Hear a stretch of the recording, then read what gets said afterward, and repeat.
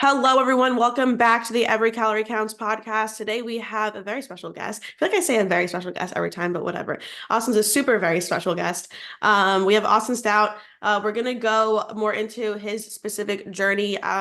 You've been on here a few times, maybe once, twice. When you say special guest, I think this is his fourth or fifth. He's the we've had a guest more often than Austin. Does Okay, that well make there you sense? go. Yeah. Yeah. Yeah. So do I have a punch card? What do I get for free? Yeah, Like one yeah, more, I can exactly. get something for free, right? No, Yeah, we sure.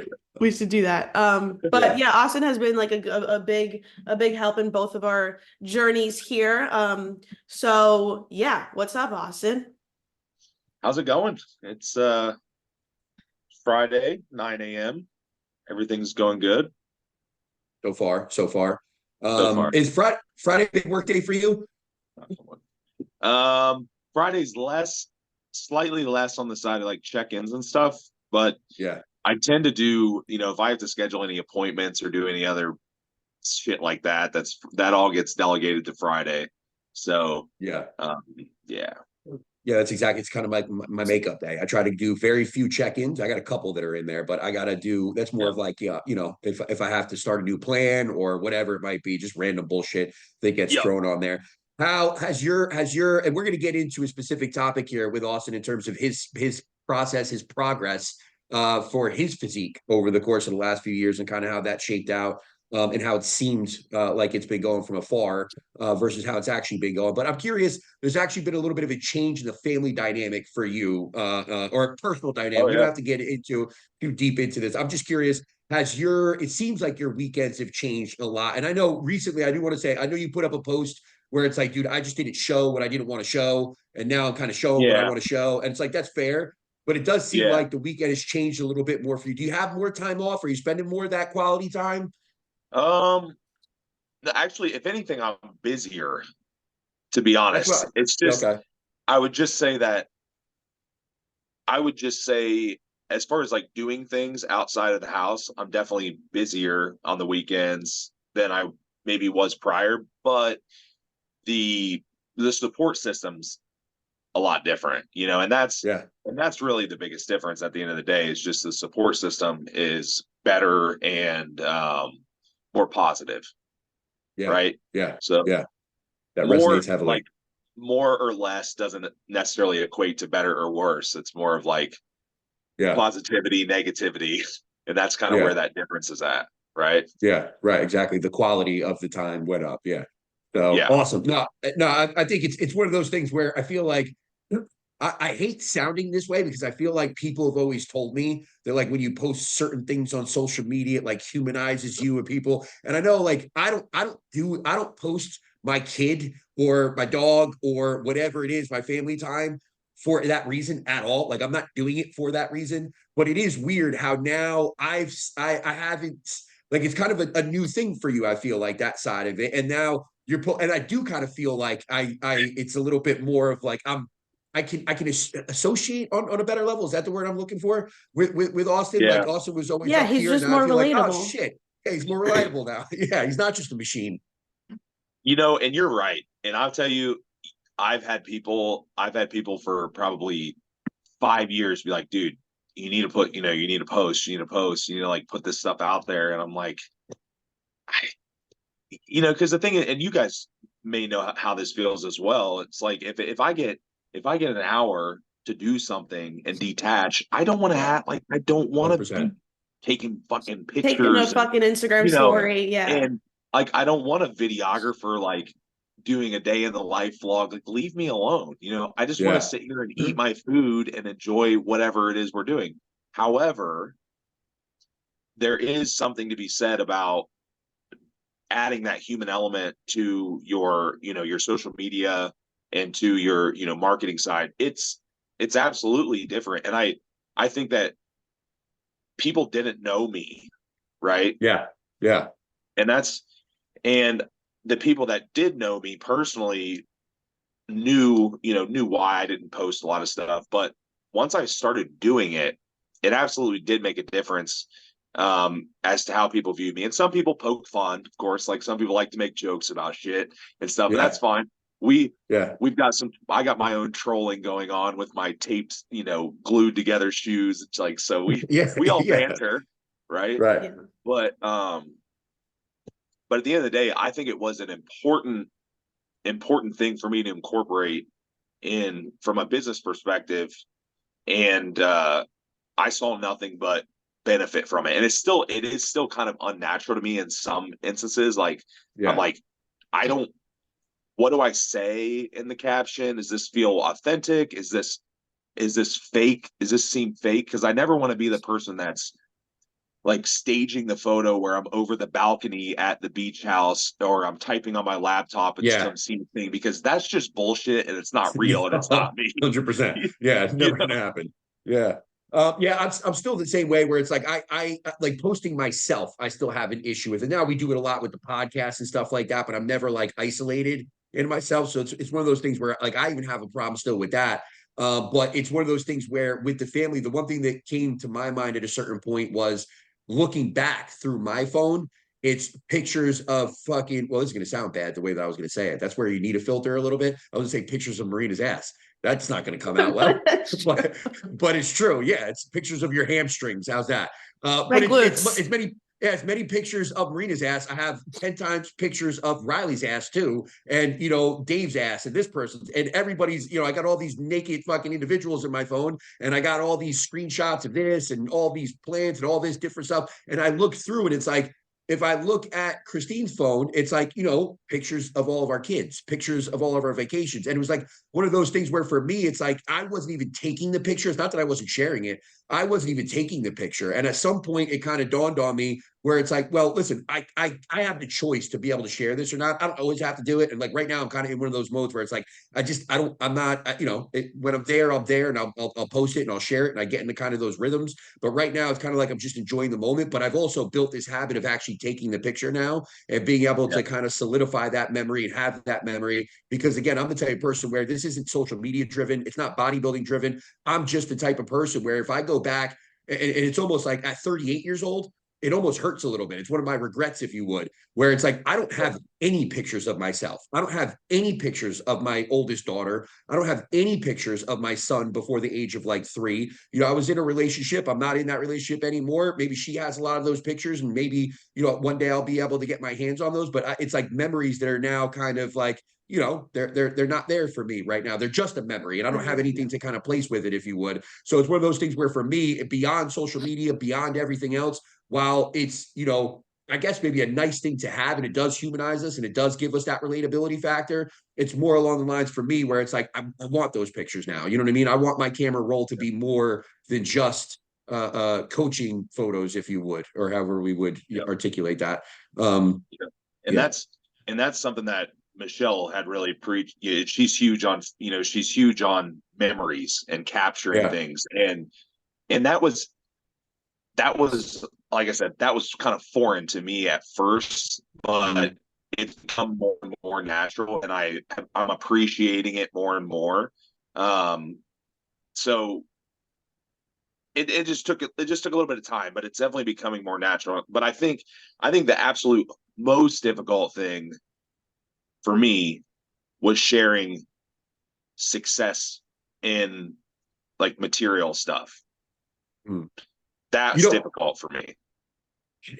That's another one though that I'm kind of back and forth with. For me, like, listen, again, I'm a father of 3 and I live in central New Jersey. My material stuff is having a bank account that I don't have to live paycheck to paycheck for. You know what I mean? Yeah. I drive a fucking Kia Right. Telluride. Like I don't have, we're lucky, we're blessed to have the house that we have and be able to have the, the security that we have with the kids and whatnot. So that's my fucking, you live in Ohio, dude. You could buy a fucking, yeah, there's a stark difference there as far as cost of living is concerned. And obviously, you've been doing this a little bit longer than me and I'm far more successful. But all that being said, the one thing I would say about that is I think we'd have the same exact mindset about this as we do a lot of things.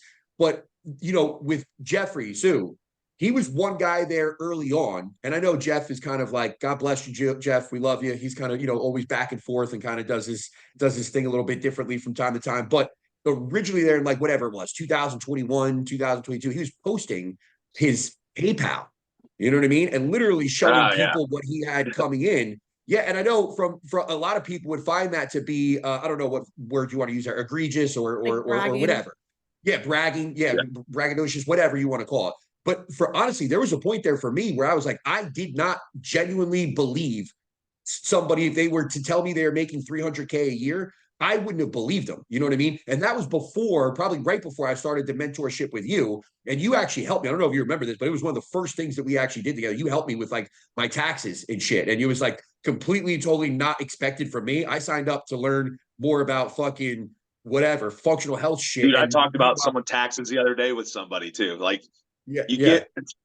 get, yeah, yep. Yeah, wherever you need help, we're getting it. But you're showing me like your spreadsheet, and through that conversation, you were bragging at all. It was literally through the conversation you were showing me the way that you set up things, and I remember looking. I'm like, dude, is that your fucking end of year income? What the fuck, man? It was more. It was more than Jeffrey Sue was posting. But the bottom line is, it was also one of those things where it was like I didn't know those things were attainable, and this is my point. Like from a coach's perspective, at that point in the industry, I thought, unless you were going to sell out and do something really like, Yeah, yeah, yeah. outside of my comfort ground, right? That you weren't going to be able to eclipse a certain amount of income. So it's like, there's as much as I understand from a lot of our perspectives, it's like, hey, I don't want to be that braggadocious douchebag that's like, bragging about this car or this that I have or these investments that I'm making over here. But at the same time, for a guy like me, I'm not turning around and doing that myself in terms of bragging in any way, shape, or form. But it did really, his things ignited a thing in me where it's like, shit, man, what else could I be doing here to be able to, take that next step and really fortify this as a true career? And ultimately, it was one of those things where for me, it really was the precipice of where I am now, in the sense that I know you guys were doing your things. We had talked about this too during a call where it was like, you guys were doing education classes, the seminars, and you were doing a lot of the mentorships, and he was doing some different things. And it just turned into, for me, maybe I need to look at where I'm most passionate, because I'm not the educator. I'm not, but so it was like, having Marina on, having Riley on, being able to help more people in the same way that I'm helping people now, to be able to scale that income a little bit. And it's one of those things where I haven't done a very good job, because I don't take a dollar from either of them at this point. But the bottom line is, it's the start of something bigger, and there is more that we can aspire to than just that one-on-one coaching, burning yourself out, trying to get to 120 clients versus giving great service at 85 clients a month or whatever it might be, right? Like there are other, it's just one of those things where I didn't realize what we could do, until I saw it. Breaking down, and you're right. And so I think that, and I'll tell you what the feedback that I've received is different. And it makes sense to me once it kind of happens. So for example, like if I'm into sports cars, right? And I have a couple cars that I like. And what I found is in the limited amount that I've kind of exposed that stuff, I've got nothing but positive feedback. And I think the reason for that is because people know that I'm not a piece of shit.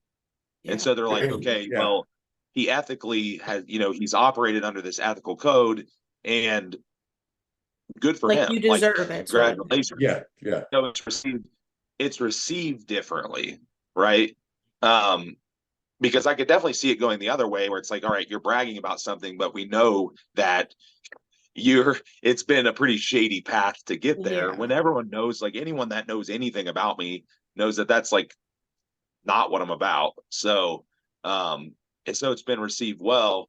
But to your point, Tim, breaking down old belief systems, right? Like breaking down those belief barriers. And that's not to say that's going to make you $1 million a year necessarily, but what it will do is it definitely will help you scale your business, but it will also help you with your clients, because I think that, even the topic you had talked about, I'm constantly breaking down old belief systems with clients, and you guys are doing the same things, right? When they come in and you do something different, like you're breaking down an old belief system. When you, like these people that have eaten the same 4 foods for the last 5 years, and you're giving them like fruit in their plan, like you're breaking down old belief systems. So it's all the same stuff. So I think anything like that is useful for us as a coach. And I'm grateful for all the people that I've mentored, because they all have different perspectives. So that helps me break down my old belief systems too. right? So I think there's tons of carryover in all areas there for sure. Yeah. Yeah. No, it's definitely, I think, um, the last thing I'll say on this, and then we'll get into the actual topic of the episode, is just I think the way that you've gone about it too, it hasn't been one of those things where it again, obviously it's not you're not, spending money to make an ad out of your Corvette or your Cadillac with you standing next to it talking about how you need six figure, you're taking on 16 new men that make six I will never figures. do Like I'm that. here. Yeah, and like putting it and making an ad on Facebook. You know what I mean? It's like, but even more than that, that's the extreme side of it, right? Where we've all seen those ads. They exist right now. All of us can go on Facebook and see one, or Instagram, whatever the fuck it is. But on the other side of that, it's also you've showed us, and really, I can't think of many other. I know they're out there. I know there's plenty of them out there. I just can't think of them off the top of my head. But you've shown us that, like, listen, you don't need to have a crazy edited Instagram reel every day. You don't have to have a crazy, social media scheme, so to speak, to be able to do all these things and like have this kind of. So for you to be posting it now, it's almost like it is kind of like more natural. Does that make sense? More organic, more natural, Yeah, more yeah, like it. Yeah, it's just kind of like you're not using that to generate the business. It's almost like you've waited until you are kind of, and again, maybe I don't know how comfortable you are with me saying shit like this, but you've kind of waited until you are kind of like more at the top and like doing things that you're doing, at the scope that you're doing it. And now you're posting, it's just completely and totally different. Where it's like if somebody went back and looked at Austin from the very beginning to now, right? It's kind of like, there was a much different path that was taken to get to this point. So it's just, I don't know, it hits a little bit differently, I think, when for somebody sure. like you're doing it. Yeah. And just the way that it's received is going to be completely and totally different than the other people that might be doing it right out of the gate, standing in Absolutely. front of their dad's Mercedes Benz talking about how much money you can make coaching with their 12 Right. clients that they might have. Right. So with all that being said, getting into the topic of conversation, which is simply bodybuilding at this point, I'm curious. I wanted to have Austin on because I haven't heard you talk much about your own process outside of the one podcast that we discussed before hopping on here. I really don't remember hearing much about your own process. And yet you're one of the few guys that I've seen where it's like, the amount of strides that you've made, right, since that 2017 posing video, right, that you posted recently, which is obviously a little bit of a throwback there to where you're at now. It's almost like, do you remember how close to a show you were in 2017 when you posted that video? I was probably if I don't know, 4 weeks out, maybe five. And that was in the gym, right? That you had? Yes. Yep. Yeah, so obviously we could take into consideration how shot you were adrenally and like how like flat you were and all that different stuff in the Yeah. video, right? Like that was probably part and partial of the environment and all that different stuff. But Yeah. again, when we match that physique up against where you're at now, you're in the middle of it all. See, I know you're out of the most recent cleanup you had, right? Yeah, so I'm not quite as lean as that video, but I'm not far off of it. I'm probably I would say I probably got to about a 6 to 8 week out condition roughly in my. This cleanup. Yeah, I took that one pretty far because really I know. what I was trying actually, and that was intentional. So you know what my intention there was, I had obviously gained, uh added some new tissue. So I really just wanted to see, like, when I start to diet down to the point where I'm going to start getting flat, I want to kind of see how much of that do I hold? What happens to my weaker body parts? Like, what do I look like? Am I ready? Did I improve enough? Because now I'm at a different level.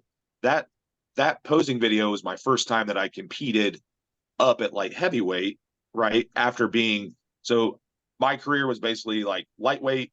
I did lightweight, teen also. Been competing for a long time. So Yeah. teen, lightweight, welterweight, middleweight, light heavyweight. But now having done nationals in 2022, that was my litmus test. When I did that show, my thought process behind that was one of two things is going to happen. A, I'm going to get absolutely smoked, right?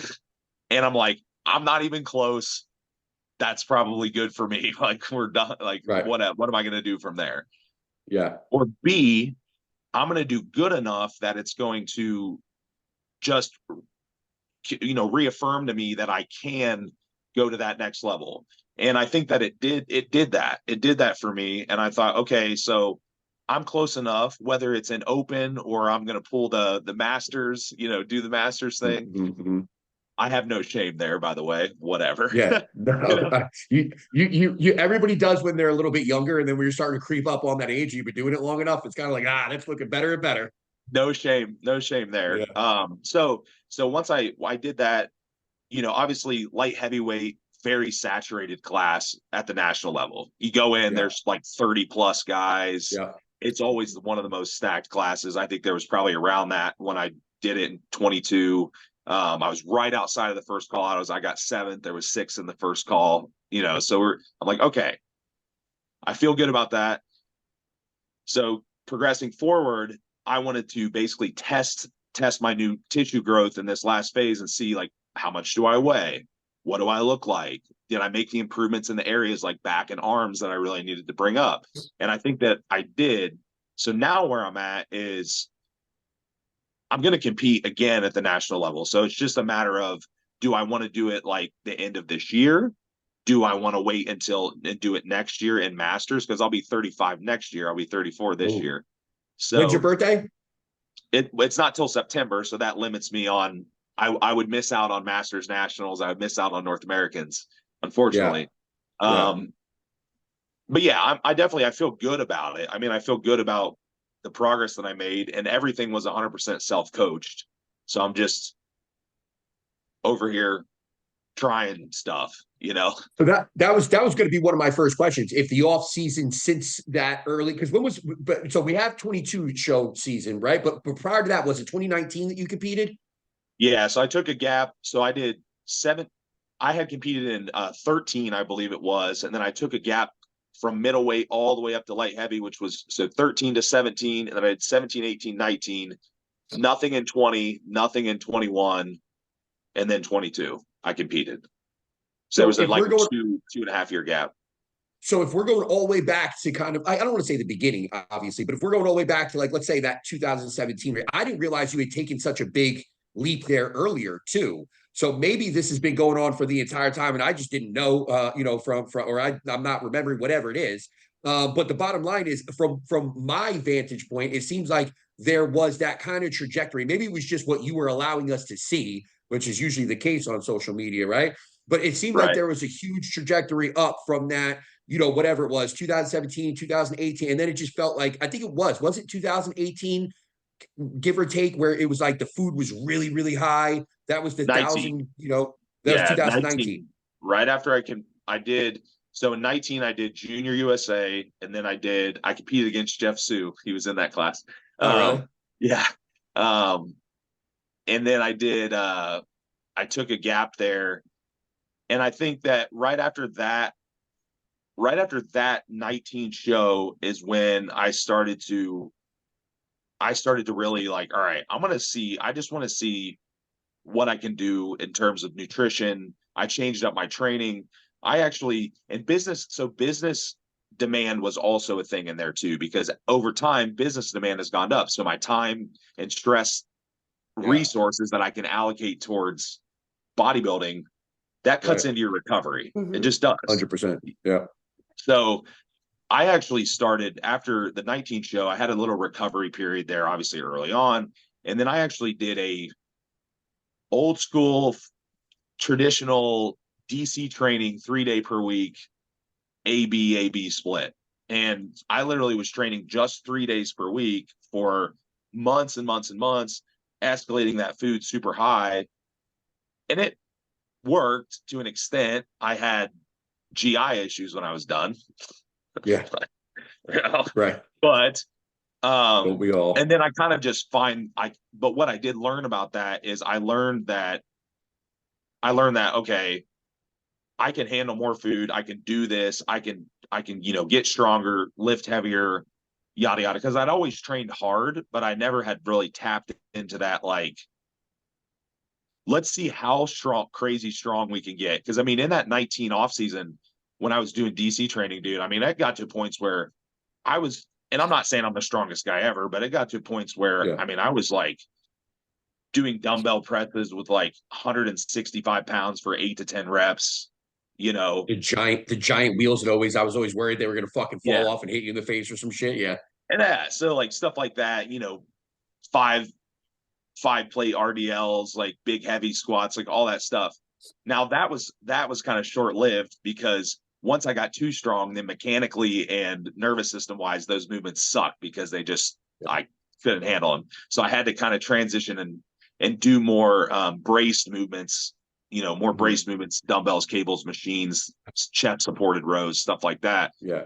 So that process had been fine tuned, but I definitely tapped into something mentally there where I was like, all right, that made a substantial difference in my physique. And it was just really just boiled down to I ate more strategically and I lifted heavier. Yeah. So I got two things on that. So first and foremost, did you find, I know the like the hamstring, remember the hamstring injury you had from, and I know I think you were playing with Yeah, somebody's we're son, I running. think, or some shit, right? Yeah. Yeah. But I think, did you find, but I think there was other things that were going on there too. Like that wasn't the only injury you've had. You've had a little bit of like I things had a here and few little there. things. Yeah. Yeah. Did you find that that was something that increased with that training intensity and with that level of load that was going up? Or was that something that you think would have been just part of, like, you know, hey, that's part of what we're doing here as far as the tissue that we're growing and the lack of mobility, et cetera, et cetera?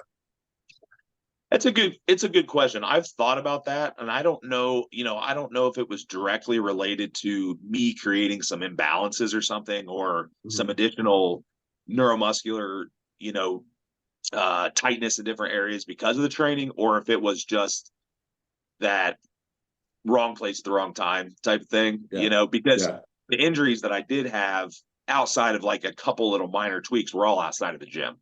Yeah. So, yeah, it's But difficult to say, because like yeah. even now it's wintertime. So every winter I go and volunteer wrestling coach at some of the local teams. And like I go full go live wrestling with those guys and put in all kinds of positions with, and I don't really feel like my mobility and flexibility is bad in any of those instances.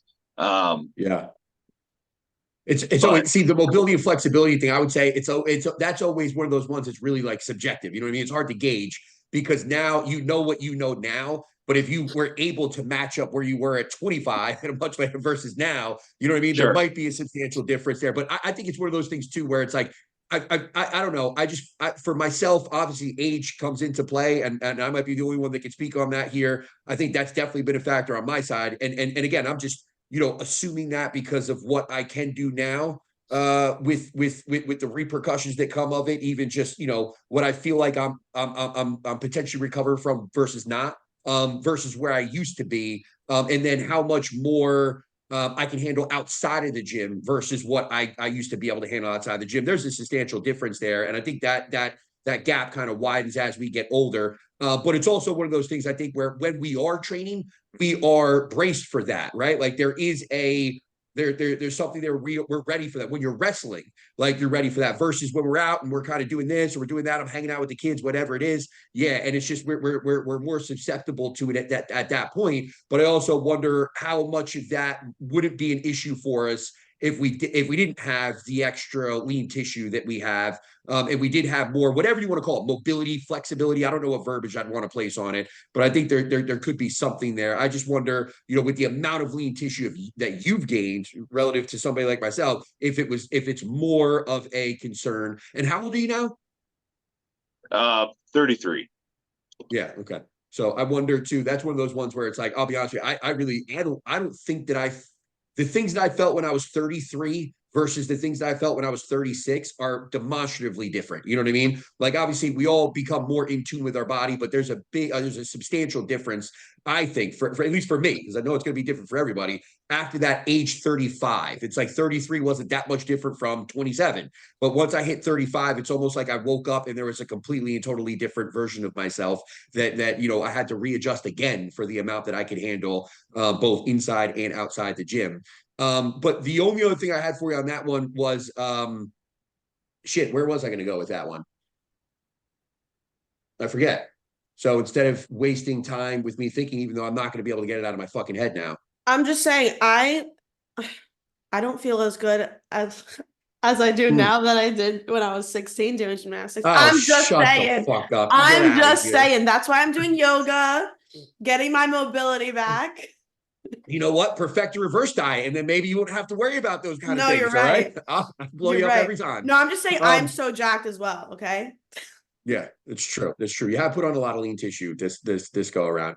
But my other question is going to be how much from a training perspective, how much do you think going from and I know you owned your own gym for a while, but it was still a public gym. How much do you think the garage gym actually played a role there, allowing you to be able to kind of train uninhibited, right? Or was that something that you kind of always had?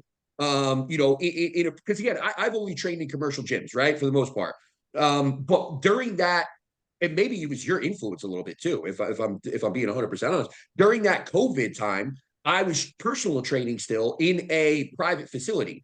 And I was going into that private facility before any personal training sessions were taking place, or whatever it was, 6 a.m., and I was in there to be able to train by myself. And it really was one of those times where I felt a lot less inhibited. And it was one of those things where I felt like I was able to, it sounds stupid when you're saying it, but being able to kind of like fucking scream at your own pace, listen to your own music as loud as you want, like have the entire environment to yourself to be able to do anything that you want in there and kind of just, I don't know, be a little bit more free. As stupid as that sounds, there was a massive difference in terms of my training quality versus being in a public gym. And it's not like I'm worried about what anybody's thinking, but you are in a room with fucking whatever it is, Yeah, 100 other people. you have to be considerate in a Yeah, public at the space. very least, it's something that's built into you. Is kind of like it's there subconsciously, if anything, if not anything else. And I'm definitely going to be the loudest person in an LA Fitness. There's no fucking way around it. I am going to be the loudest person. But when I have X amount of weight on the hack squat, I don't think anybody's looking at me necessarily weird. There's a relative sense there between them lifting one plate on the hack squat versus the amount of. So but again, it's one of those things where I do feel like there was a little bit of a I don't know. I don't want to call it a free pass. Not being inhibited, I think, is the best way that I could put it. When I was training by myself in a private facility. Yeah, I definitely think it made a difference, but I think some of that's also just my personality. I think there are definitely people that have commented, I couldn't do that. Like I couldn't train in that gym. I would be demotivated. I couldn't train by myself, like people like, well, I like to train by myself. I said, you like to train by yourself in a gym where there's other people in there at the same time in that environment. Actually training by yourself in a poorly lit, cold, dingy ass gym in the middle of February is not the same as having your headphones on in at LA Fitness Yeah. and training. Like it's just not the same. But on the Yeah. plus side of that, I definitely find that like training isn't an escape in the sense that it's not like a mental health thing, like, oh, I have to train for my mental health, because I'm not one of those people, Right. that's just not me, because training to me is really difficult and frankly can be scary and Yeah. anxiety I promoting literally at just times. made a And post about that. I was like, yeah, this is scary. I don't like it. right. So it's kind of an ongoing joke where everyone hates the barn gym. Like, God, this sucks. Like, this place is frightening and unforgiving. But at the same time, like, yeah, if I want to pace back and forth and yell and smash my head on something or kick something or throw something, like, I'm just gonna do it because I Yeah. can. And So see, that's go ahead. Sorry. it definitely yeah, I mean it's definitely something that I've become accustomed to. And in the instances where I've traveled or went to public gyms, I'm like, dude, it's just not it's not the same. Yeah. I'll say this. I couldn't see doing it any other way now. I just couldn't. And so Mm. has it made a difference to me in my physique? I would absolutely have to think so. I would have to think Mm. so. Yeah. It's hard for me to articulate, but you basically just said it. Like when you're walking around and like you said, if you want to hit your head on, I know people hear that sometimes and they think that that's like a cheesy thing, and I know you're being a little dramatic, but maybe once in a while. Yeah, seriously. But like, it's like one of those things where it's like, oh, that's a cheesy meathead thing to think. But like, I'm one of those ones where I try to tell people, like, if you're not in your head a little bit before a big set, there is no such thing as a big set for you. Like if you can't like there's I can't get under a certain weight and just like kind of like get under a certain weight and just do it. And like, I know people talk nowadays about like, you know, calming the nervous system and all that different stuff. Yeah, great. I'll do that after the set. But going into that set, I have to be able to kind of turn it on. You know what I mean? And if that means pacing back and forth and fucking screaming out loud or whatever the fuck it is that somebody needs to do to be able to get to that level, it's like there's going to be a substantial difference for me in terms of the weight that I'm able to handle if I'm in an environment where I can unlock that kind of mode or whatever the fuck you want to call it, versus if I'm in an environment where, you know, John's mom is standing next to me and, you know, she's doing the fucking 45-degree hyperextension like a weirdo. And it's just like, it's not the same environment. It's just not the same environment. You know what I mean? Yeah. Or the guy's on there, has his Bluetooth going, he's having a conversation while he's on the machine and doing his reps or something. You know, it's like that was literally last time I was at LA Fitness. That was yeah, literally last time I was at LA Fitness. Yeah. The entire time on the phone having a conversation about fucking some big wig work situation. Like, yeah, tell that guy when he gets in, blah, blah, blah, blah, blah. I'm like, dude, you're in the middle of the gym, man. Like, just shut up and take it to the locker room or something. Yeah. But yeah. And then also, of course, I can have free reign on, I don't have to worry about like, you know, waiting on equipment or doing supersets or just any dropping weights, like any of that shit. If I break something that I own, I guess I'll just have to replace it. Yeah. It's mine. I've had a couple pieces in the gym that we've actually, luckily living out in the country and knowing lots of blue collar people, I have a couple pieces in the gym that we've literally like welded steel plates and shit to, so we're not breaking them, you know? Yeah. Yeah. Like, well, it's a lot of that Titan Fitness is the brand a decent bit of, right? Some of it, I think some of the commercial, like some of the more, I have a few little better machines, I would say, that I transferred over from the old place, but all my commercial stuff, like all my Nautilus shit, I sold because that's the only thing that was worth money when I sold, when I sold the place, is consolidating all that. But now, so now I'm in the new gym, right? I'm in the newer, updated barn gym, which is slowly but surely becoming more familiar and just as, maybe not just as hardcore, because you can't really replicate the interior of the old place. Like that's something I'm gonna miss. I'm definitely gonna miss that to some extent, but I think we're slowly making the new place pretty badass too. Yeah. AKA you're spitting all over the floor and fucking, just leave me like, I don't know how you would replicate that, but got to be something with fucking breaking it in on that level. So obviously we kind of, what about food? Obviously we're talking a lot about the training, and that's something that we can continue to kind of evolve here too. I don't want to just leave that on the side, but food is one of those things where I've seen with you where it's almost like, I feel like you almost kind of, I don't want to say you started a trend there. There's always been people that have eaten a lot of food and had to eat, but I feel like you almost started this little concept of like, dude, sooner or later, somewhere along the line, you guys are going to have to learn like how to push up and figure out where that threshold is. And then from there, now we have a better understanding of maybe like with anything else that we do in bodybuilding, where do we need to, sometimes to figure out where you need to be, you have to surpass it.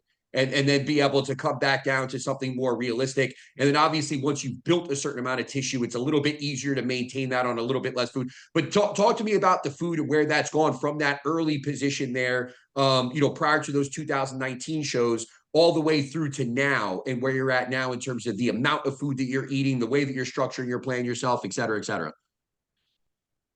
One piece of that's super important is I have an interesting perspective because I'm heavily involved in the functional health space too, right? Mm-hmm.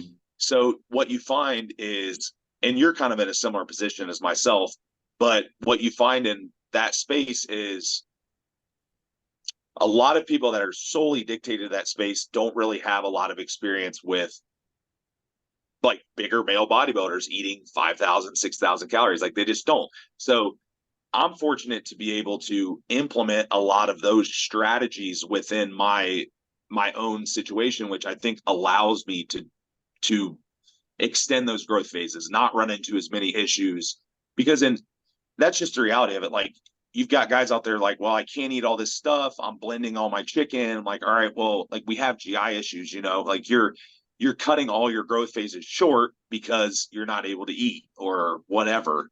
So that has allowed me, I think, to get away with more in a sense. Right. So going from that like super high food state I've learned a few things. One, I don't think when I was at 7,000 calories or whatever that I was necessarily absorbing all that food. I definitely ended up with SIBO at the end. You said Just yeah, just reality. And the other thing I learned is, and especially with working with more larger male bodybuilders, is we all pretty much end up in a similar state by the end of those growth phases. Inevitably, like you're going to have some bacterial overgrowth, you're going to have some inflammation, just going to happen. It's just going to happen. Mm-hmm. So my big takeaways there were like, how long can I push that? When do I need to stop? Like, what's that? Like, where's my limit there in terms of when I need to stop? When am I doing more harm than good? Where's that like inverted U of return to, benefit to, I guess, negative ratio?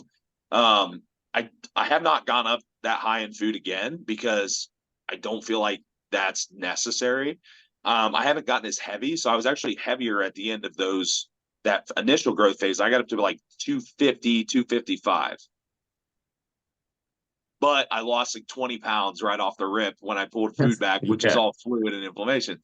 And Right. so, once you diet back down, you're like, oh, cool, I gained 2 pounds of muscle, Right. Mm-hmm. like, yeah, great for all that. So some strategies that I've implemented is pretty much every cleanup / mini cut phase is a gut protocol of some kind right out of the gate. Like, it's going to happen. It is necessary. Whether I pull a GI map or not, I might not. Kind of just depends on if I want to see it or if I feel that I need it. I have done that several times, which has given me some good data. And of course, I'm seeing similar trends in clients, so I can kind of implement that with them. So that's one thing, is utilizing those phases to the fullest potential to allow me to propel myself into that next growth phase more effectively.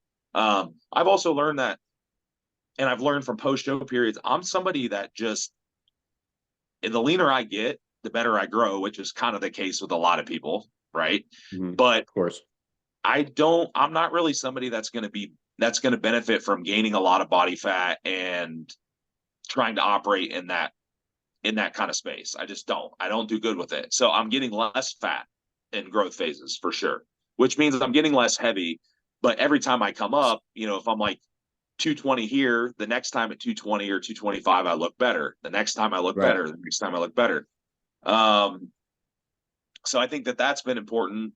And the other thing, and I've kind of always done this, but I'm doing it even more now, and I'm really trying to push this a lot. And I've talked about this on some podcasts recently of food variety and like getting outside that box of what we think we should eat and what we're able to eat as bodybuilders.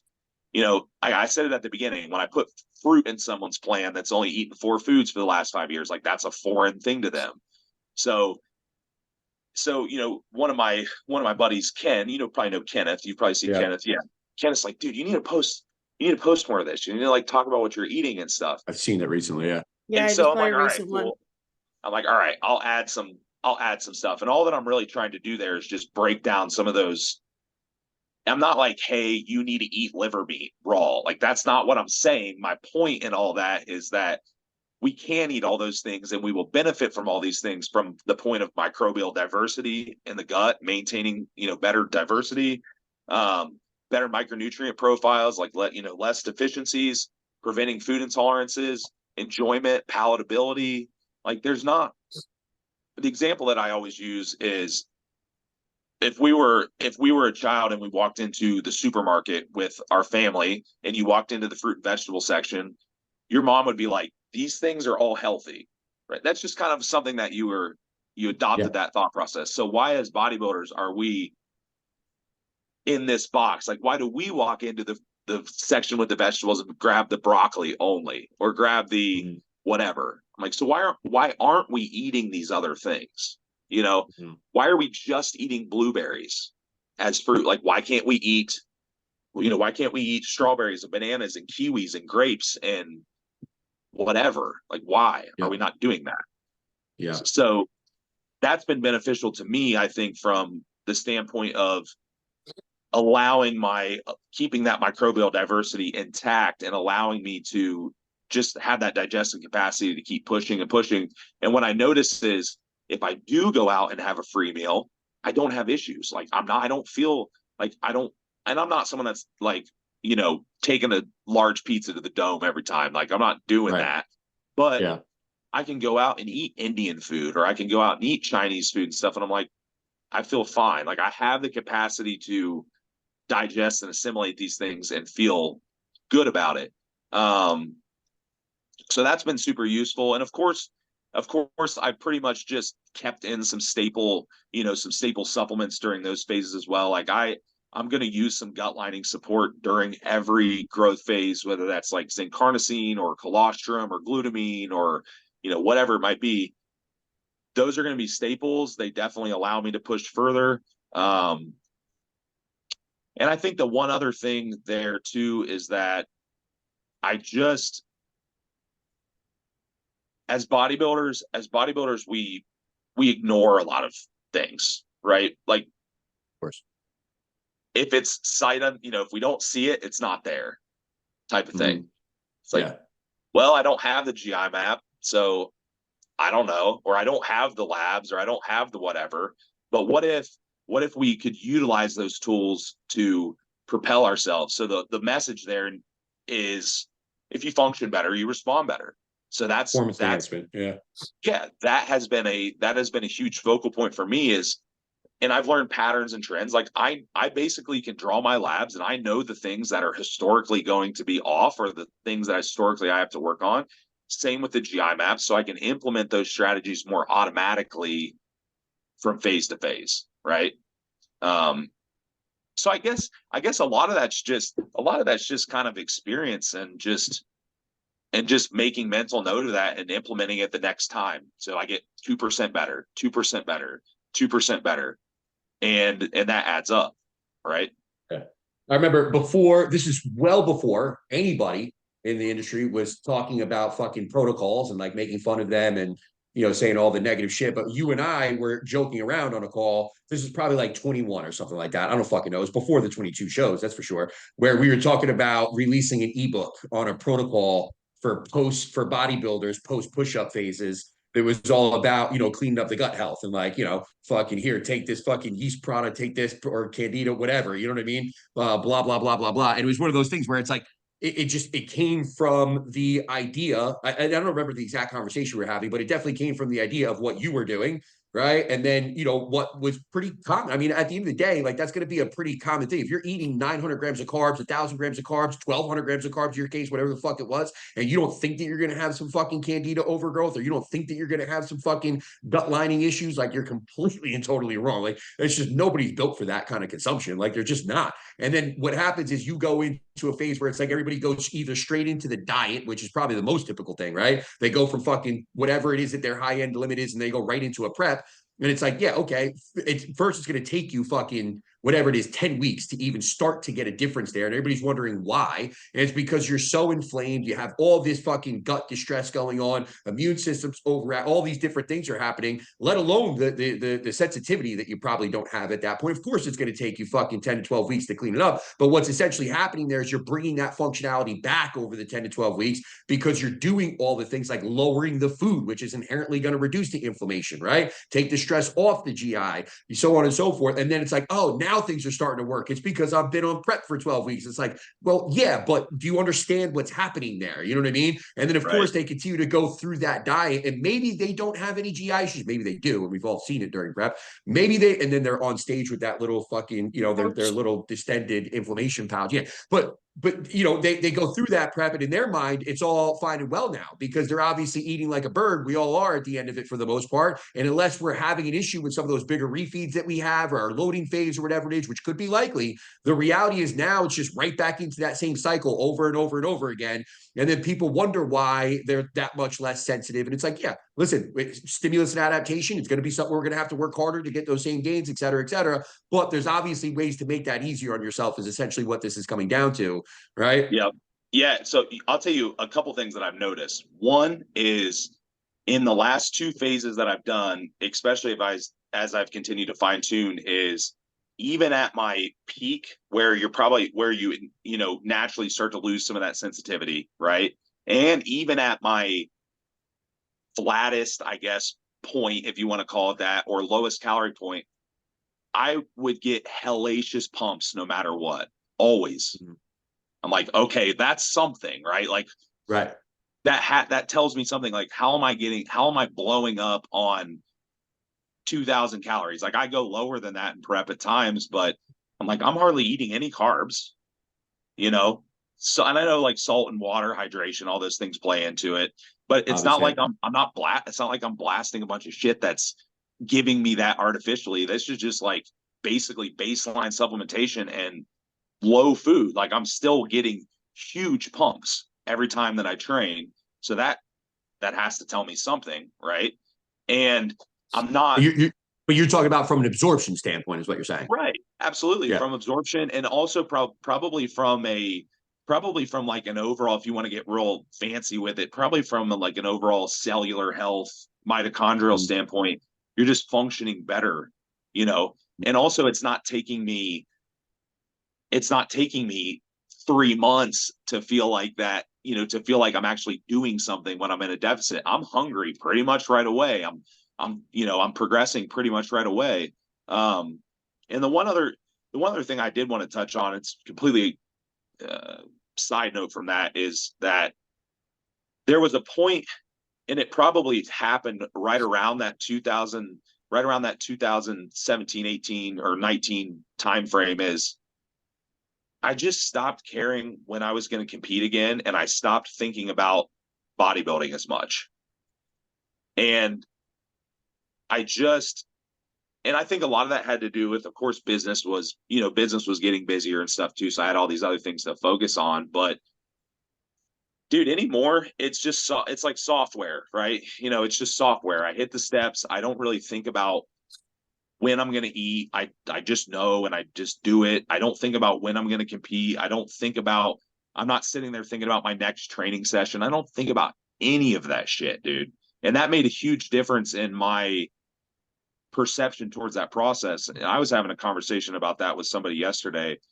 If you really like, what are the major things that stop people's bodybuilding career? They have other interests in life, and things that come up. I get that. It's not important anymore. Fair.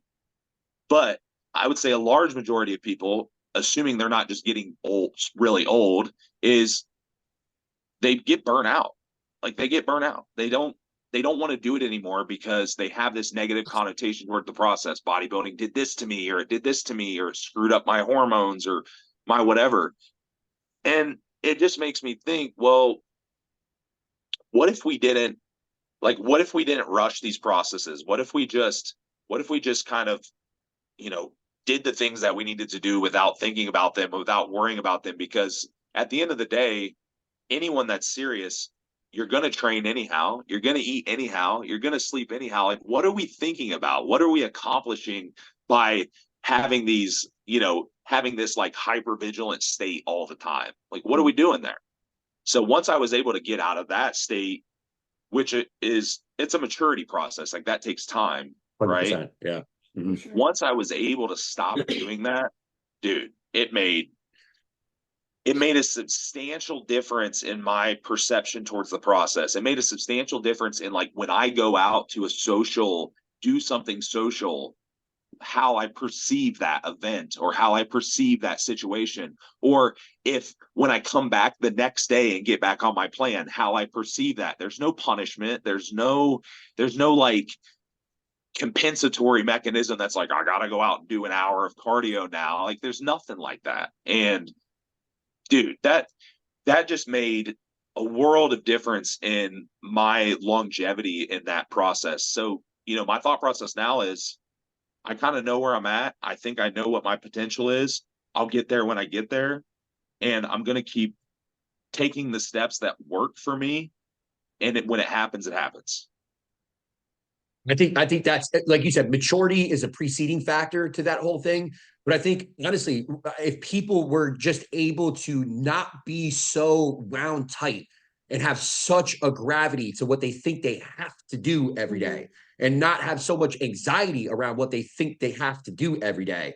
And I think the thing that allows that whole process to be able to materialize and continue to evolve and build is the amount of results that you do get when you're able to look at things through that lens, right? And it's not just the results there. Like you said, it's the results really everywhere. Like I have noticed, and we talked about this plenty of times on plenty of different podcasts, but like, I've noticed for myself personally, it's been one of those things where it's like, I used to look at vacations differently. I used to look at family time differently. And there was always this, I don't know if I want to call it like fear of missing out or again, anxiety around some of those events and the things that I felt like I was able to do or not able to do. And then again, the anxiety around missing training sessions and all that different stuff, or not being able to get X amount of sleep, or whatever the case might be, whatever the variable is there, right, that I'm worried about at the time. And now it kind of like all of those things fell into place where it's like, we had a team event not that while ago where it was just, everybody showed up at kind of like a local bar / restaurant that we had. And, it was, we had everything kind of, what's it called? Where it's, like you can order drinks, you can order food, and it was all paid for. Like, Whatever. it was like open, whatever. Open, yeah, concept, whatever. We literally had a podcast. I actually, that was the night before I went away on vacation too. So immediately after that night, I went away for a 7-day trip with the kids in Florida. And I remember coming back and we just had a whole podcast on how I kind of, navigated that, how I felt around it.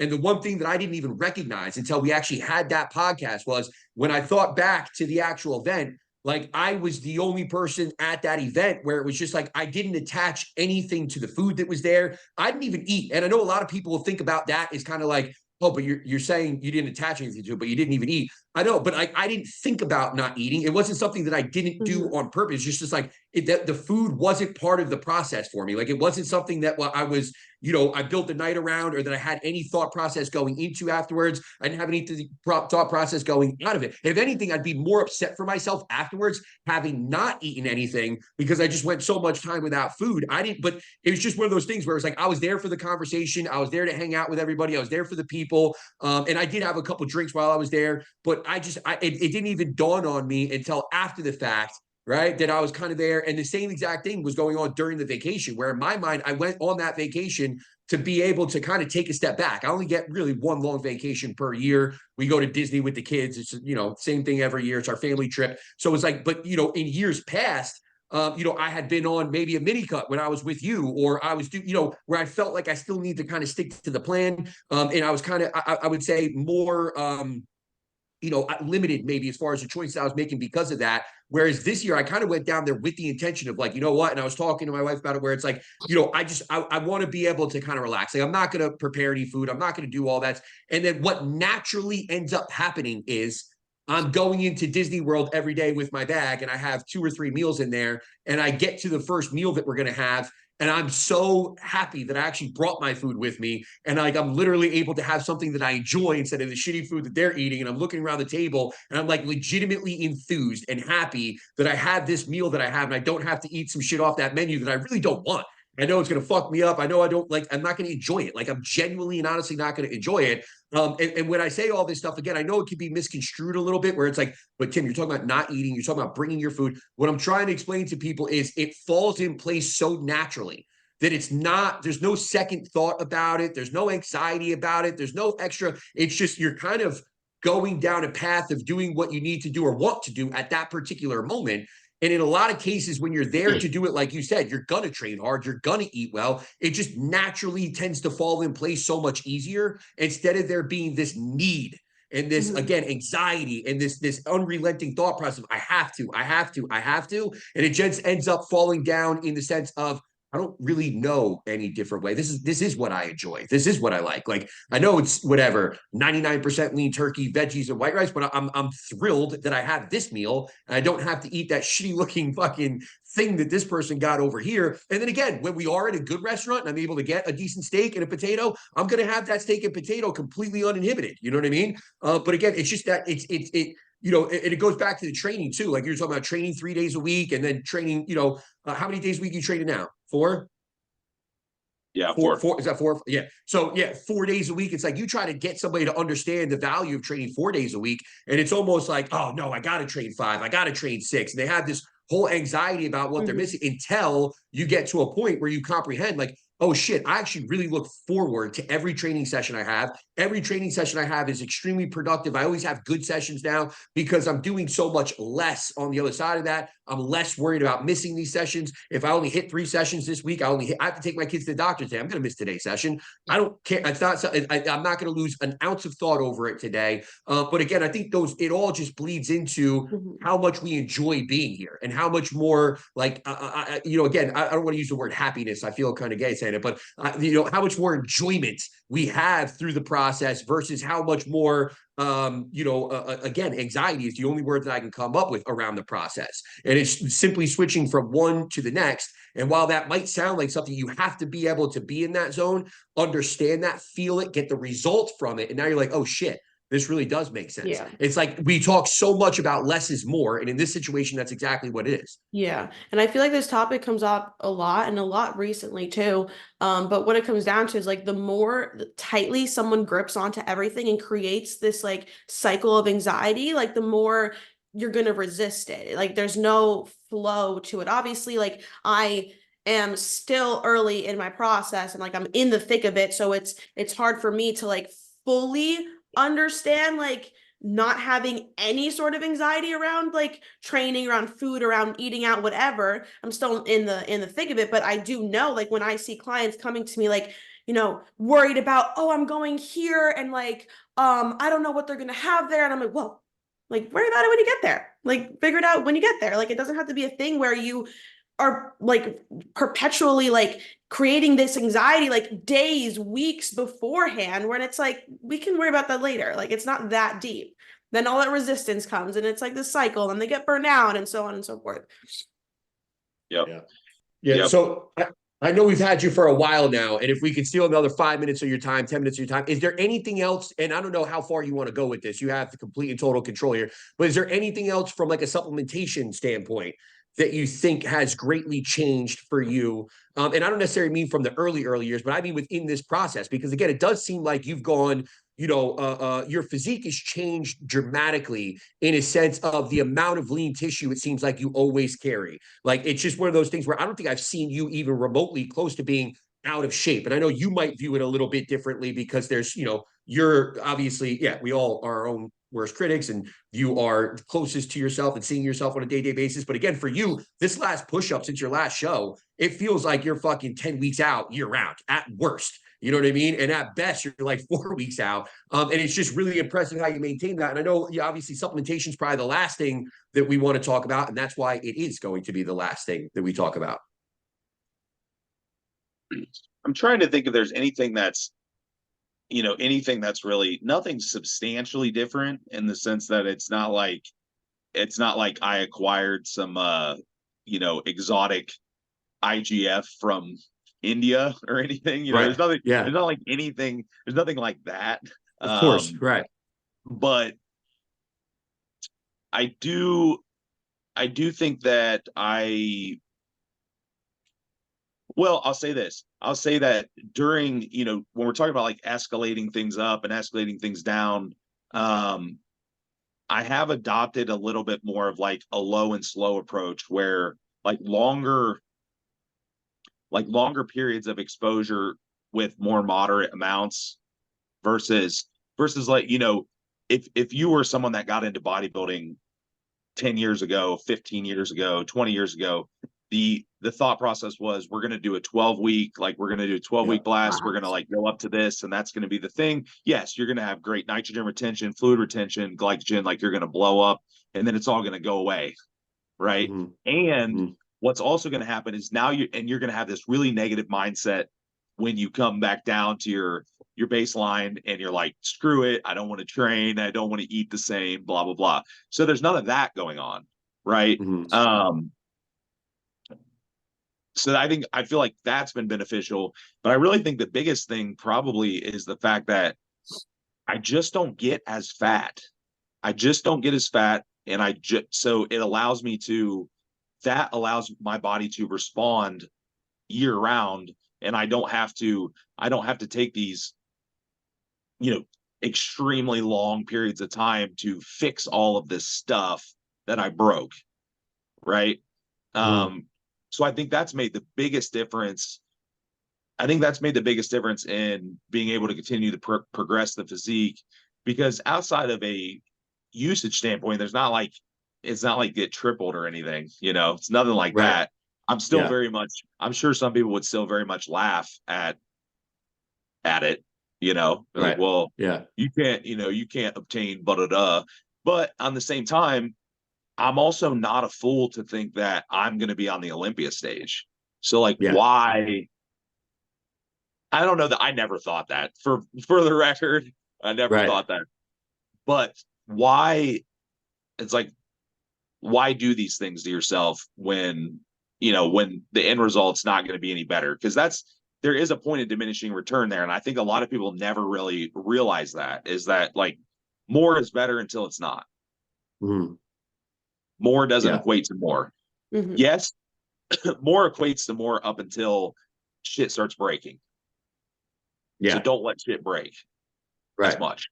And that's Yeah. really the takeaway there, right? It's like if you if you're utilizing performance enhancements, they are going to be beneficial up into the point where your systemic stress and systemic inflammation and systems start shutting down, and then you can't, you know, your body's not going to respond anymore. We've seen that. I can't even tell you how many times I've seen that with, especially with bigger bodybuilders, and they come in, we fix Mhm. some stuff, we fix their gut, we blah blah blah, whatever. And it's like next growth phase, half the amount, twice the results, bam. So I think that, and that was just really a lot of trial and error. I just had to figure out, okay, well, like, where are my limits at? Right? Like you said, you have to do it. You almost have to do it wrong first and Mhm. figure out what that's going to be. And I've never done anything extreme, what anyone would consider extreme, anyhow. But I definitely had to do some trial and error there and figure out, like, all right, well, that didn't work. That was too much, or that was, whatever. So Yeah. I'd argue some of the diets that I've seen you on are rather fucking extreme. Rather extreme, some of the diets.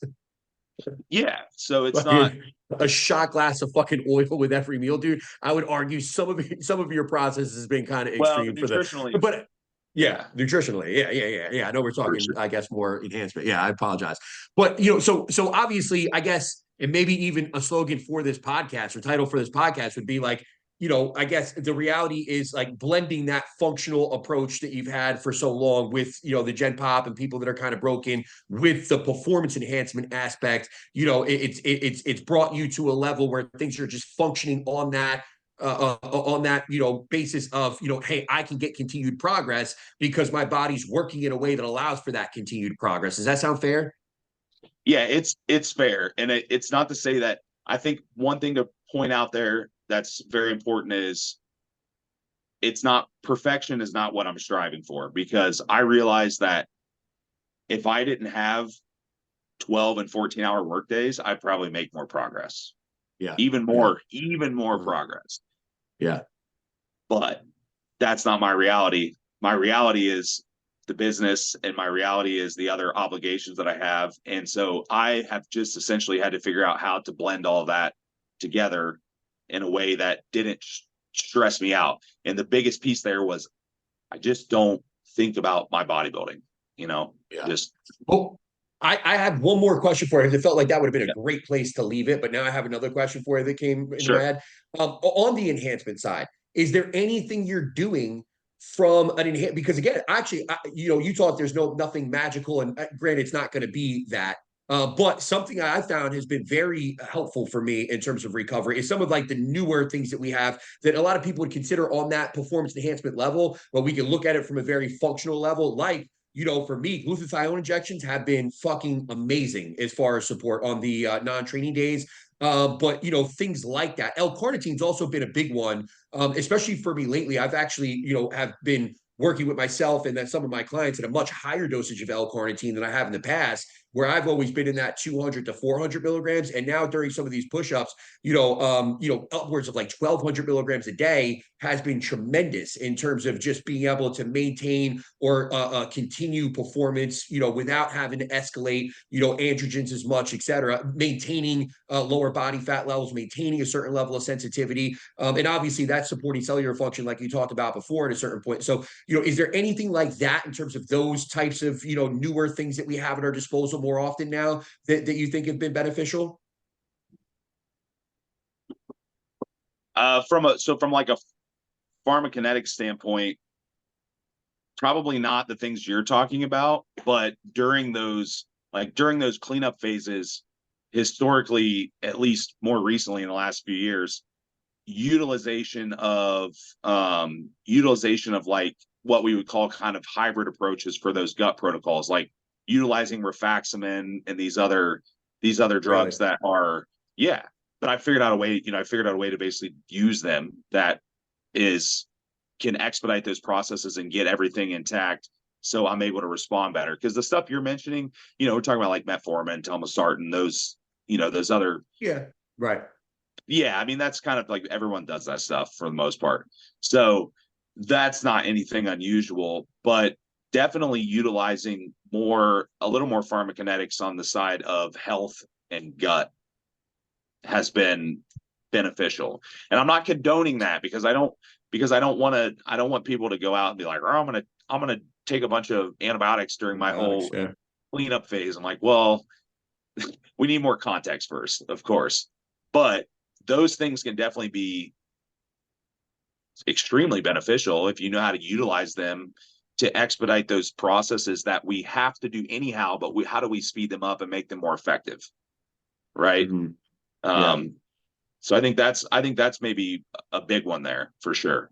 So to round it out, I mean, a lot of this has really come back to, maintenance of gut health. And do you really feel like that's kind of like, at the center of it, one of the most important factors at this point for you?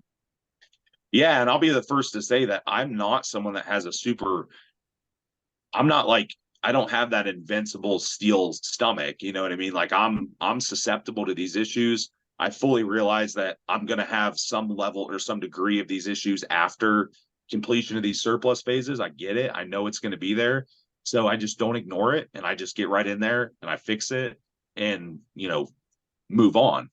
There are people that definitely have a lot more resilience to stress and a lot more resilience to all these other things, and that's great. Congratulations. That's not me. I'm just I just realized that, like, hey, I have to fix these things sooner rather than later. Like, don't ignore them. Let's just pull the GI map. Let's pull the blood work. Let's just do the shit, Mm-hmm. and not. Or like you said earlier too, even taking more of a preventative approach too, like not just allowing things to, go completely and totally unchecked. Like you talked about taking things to maintain gut lining, to, and there's other things too there that you could take as far as like more maintenance dosages, if you would, during push-ups or even during different, and then obviously, being more aware of those things in a cleanup phase.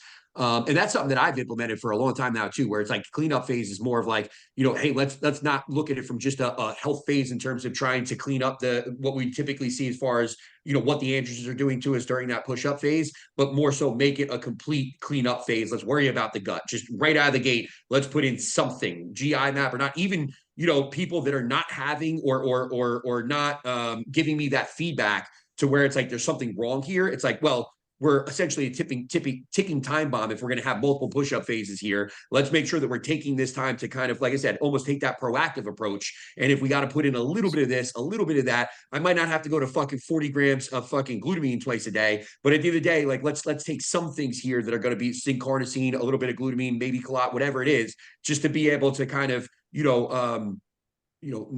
keep the gut less cranky, if you would, or less irritated, whatever you want to call it. So, yeah. Yep. Don't be afraid. Don't be afraid to take those extra rest days when you need them. Don't be attached to the plan so deeply that you're ignoring biofeedback, right? Mm-hmm. Because that's well, that's what we see on every level too, right? I mean, Gen Pop, like how many times have we seen, and you and I've had these conversations too about specific GI maps where it's like, what do we do here? And it's like, well, what can you do here if that person is so wound up? They have nothing to do with bodybuilding. They don't give a shit about it. Wouldn't even know a bodybuilder if they punch them in the face. But they're so wound up with the stress that they have in their life, the job, the kids, the blah. And it's like, that's most likely what's causing the GI map issues? Not so we can go in there with as many fucking antimicrobials and refraction, all this different stuff, and we'll get that momentary good GI map. But because all that stress still exists in their life, it's coming right back, and it's no different. It's just the stress is coming from a different place. You know what I mean? In terms of Yep. our bodybuilding process and the anxiety that we have and the training itself, and all those things combined together. Yep. Yeah. I don't want to make it sound like I don't want to make it sound like I don't care because I don't think about the stuff, but caring less has definitely propelled my results. So like take that for what you will and run with it. Because I think one of the best pieces you ever sent me was the thing on the automatic negative thoughts. Oh yeah. Yeah, which is all just perception. It's all just connotation. Everyone, not everyone. I don't want to use that. I don't like that absolute term, but a lot of people, everything's a punishment, man. Like, got to do a gut health phase, punishment. Got to do got to do health phase, punishment. Got to take a supplement, punishment. Got to take a day off from the gym, punishment. Like, dude, it's not like that. It's not. That's not it. None of this is a punishment. Like, do you want to get better results or do you not? I think the answer is probably yes. Exactly. Yeah. Like, that's always my thing for people. Like, yeah, I get it. You love the gym, but like part of the reason why you love the gym is the results. Like, I'm trying to show you a way that's going to get you more of those results. Yeah. Like, just, but yeah. So listen, we've taken up enough of your time. We're an hour and 20 in. Is there anything else that you want to add to this to kind of cap it off? Follow me on Instagram. Oh yeah. There you go. Drop your IG. Plug.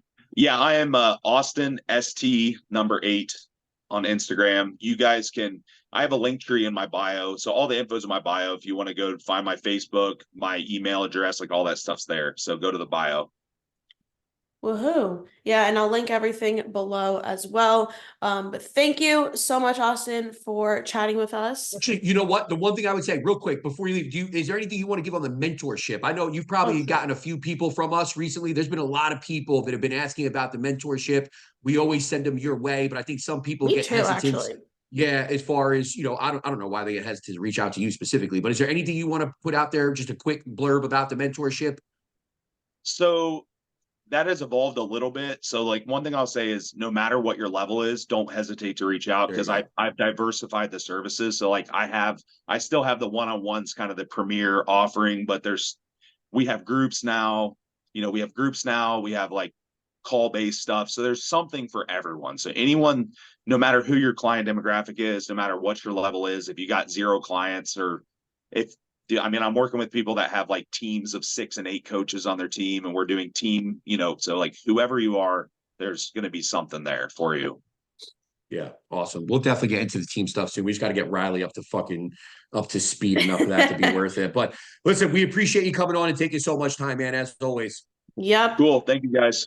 And everyone that is listening, watching, whatever, thank you for listening, and we'll catch you next week.